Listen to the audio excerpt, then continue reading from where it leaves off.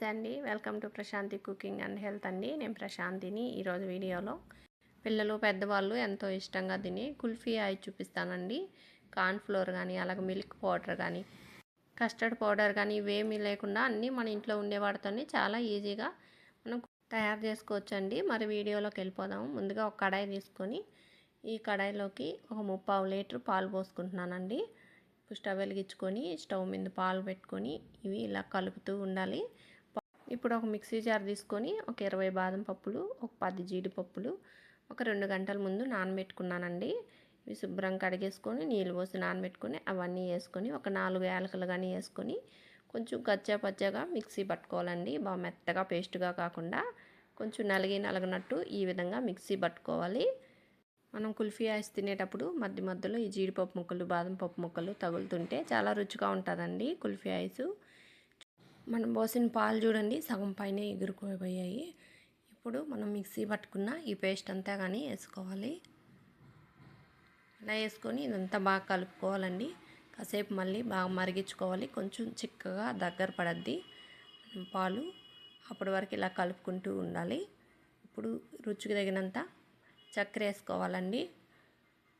చక్కెర వేసుకొని ఇది పూర్తిగా కరిగేంత వరకు మళ్ళీ ఇలా కలుపుకోవాలి. ఒకసారి మీరు టేస్ట్ చూడండి, సరిగా సరిపోయిందో లేదో చూసుకొని సర్వ్ చేసుకోండి. చూడండి స్టవ్ ఆఫ్ చేసేసాను. బాగా చిక్కబడింది. ఇప్పుడు కాసేపు చల్లారనివ్వాలండి. వేడి పూర్తిగా తగ్గేంత వరకు.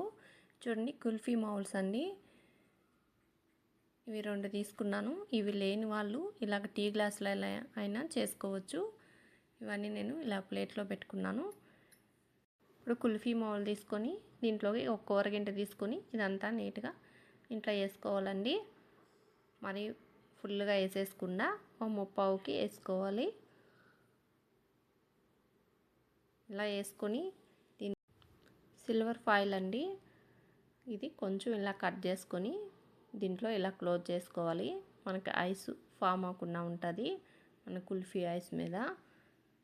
ఇప్పుడు ఇలా చిన్న నైఫ్ తీసుకొని దీంట్లో చిన్న హోల్ పెట్టుకోండి.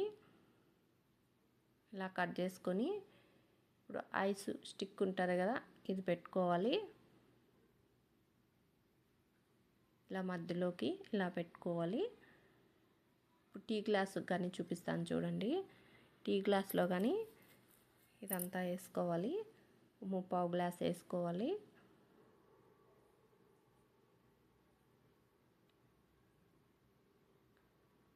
ఇలా వేసుకొని ఇప్పుడు దీనిపైన సిల్వర్ ఫాయిల్తో క్లోజ్ చేసుకోండి.